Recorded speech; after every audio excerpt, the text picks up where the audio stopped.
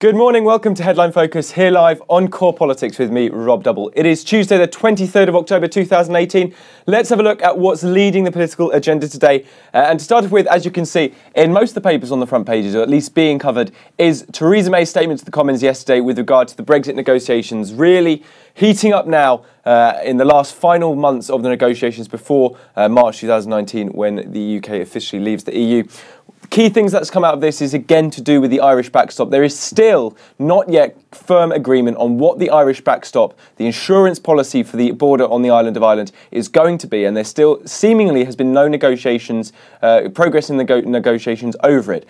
Interestingly, though, Theresa May did make the point of saying that in terms of the withdrawal agreement for Brexit, which is the legal treaty of the UK leaving the EU, most of the deal has been done. Most of the technicalities has been agreed on. Most of the components have been agreed on. We're talking 90-95%, I think the Prime Minister confirmed yesterday. However, the Irish backstop is now the single most important, most fundamental issue, which is still yet to be resolved. Now, one thing that she did say in the Commons yesterday is that the EU's proposal remains unacceptable to the UK, and that's, of course, the idea of keeping Northern Ireland aligned to the customs union in the EU, but the UK mainland can go off and do what they want, because, as the Prime Minister has always been saying, it will divide Northern Ireland from the rest of the UK mainland, creating a customs border in the Irish Sea.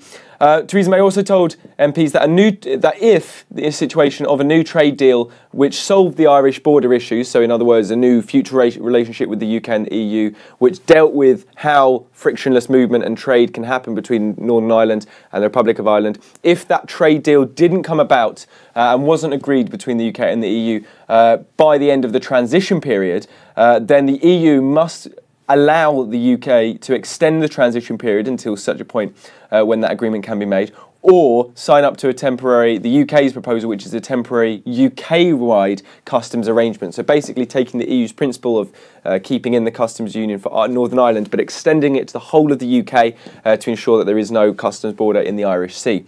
Now, one of the interesting components of that as well is Theresa May confirmed that either option, so either the customs union option or extending the transition period, must end well before June 2022. That's significant because remember this whole argument about the time-limited nature of whatever the backstop plans were going to be. People concerned, a lot of Conservative Brexit-backing MPs concerned that a non-time-limited extension of anything would mean that by proxy, the UK could be, through the back door, kept in the customs union or some kind of alignment with the EU. That now has clearly not happened. A time-limited period, but well before June 2022. The EU, of course, have said they will not sign off on a divorce treaty without the ultimate guarantee of the backstop for a backstop or to the backstop. Basically, the fundamental EU proposal of Northern Ireland staying in the customs union must be the final backstop, final insurance policy, and without that the EU will not sign off on the withdrawal agreement. That's where we are at the moment. That's where Theresa May confirmed. There's no more news as to any progress which has happened in the last 24 hours, but something to be aware of. Really, really interesting stuff, but this is the real sticking point of the negotiations, particularly in terms of the withdrawal agreement at the moment and seemingly for the near future as well. Next up, great news for Philip Hammond, the Chancellor. According to the Financial Times, he's to land an expected £13 billion annual windfall in the budget. Of course, the budget's coming up next week, a huge event for the government, both in terms of politics within their own party, but also the budget, a very significant moment for the businesses as well. Now, why £13 billion windfall is particularly important? Well, it solves a big headache with the Chancellor's been having to try and deal with, which is the commitment that the Prime Minister has made with regards to £20 billion a year extra to the NHS by 2023. And, remember in her Conservative Party leadership speech, she mentioned the end of austerity. These things have to be paid for. These things have to be funded. Without this £13 billion windfall, it creates a significant amount of pressure to find the money. Now, the Chancellor could raise it by increasing tax hikes, increasing contributions from the public and from the electorate and from businesses. Incredibly unpopular in many Conservative backbenches. You see a lot of Conservative MPs up in revolt about any plans to increase the burdens for general citizens and businesses on the state. Or you'd have to find it elsewhere in current spending, current government departments, which basically means further cuts for departments to find the money to plough into these commitments.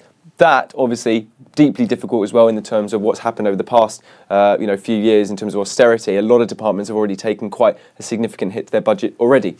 Office of Budget Responsibility says it underestimated the recent strength of tax receipts in the largest annual change in borrowing forecast since the data was first produced in 1982 to 83. That's a quote from the Financial Times there. Now that is really significant and great news with the Chancellor. However, the Financial Times does warn that despite this £13 billion windfall, it will not cover the government's commitment to end austerity in the next decade. So that money is still going to have to be found.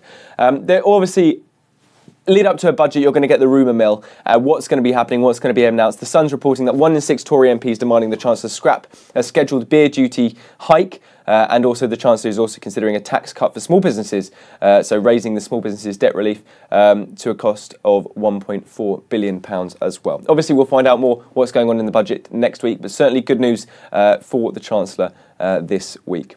Finally, one more story then, something which will no doubt be making quite a lot of noise and a lot of publicity later on, and that's a 10-minute rule bill which is hitting the Commons today. It's MPs are expected to push a vote probably early this afternoon, according to reports, on a 10-minute rule bill that seeks to decriminalise abortion in Northern Ireland. Really contentious issue. Had quite a significant amount of coverage already this year, but no doubt coming to the forefront again this afternoon. It's been proposed by Labour MP Diana Johnson. Now, this is symbolic, or being reported mainly as likely to be a symbolic move rather than actually changing any laws. The reason, because the government would need to throw its weight behind it, and the government has said so far, according to reports, that this is a matter for the Northern Irish Assembly, not for Westminster. It's for a devolved administration to deal with and to resolve and to come up with a policy for Northern Ireland and not Westminster. But what you might find is a number of Conservative MPs going against the government and voting for this bill, and indeed reports are that Labour expects a number of Tory MPs to do so as well. So expect that to be happening this afternoon as well. No doubt we will get some news lines coming through on that as well. That's pretty much it for today. You're up to date. Don't forget you can find all the latest on what we're doing here on Core Politics on our Facebook page and Twitter right here. We went to Europe last week to interview more MEPs about what's going on in Brexit from European Parliament perspective. Really interesting stuff, to check those out, probably in the boxes around about here in the suggestions. And also, if there's anything you want to talk about, anything I missed today, comment section is below. And of course, I'm on my Twitter at RJH. That's pretty much it for today. I'll see you again probably Thursday morning, sometime between 9 and 10 o'clock.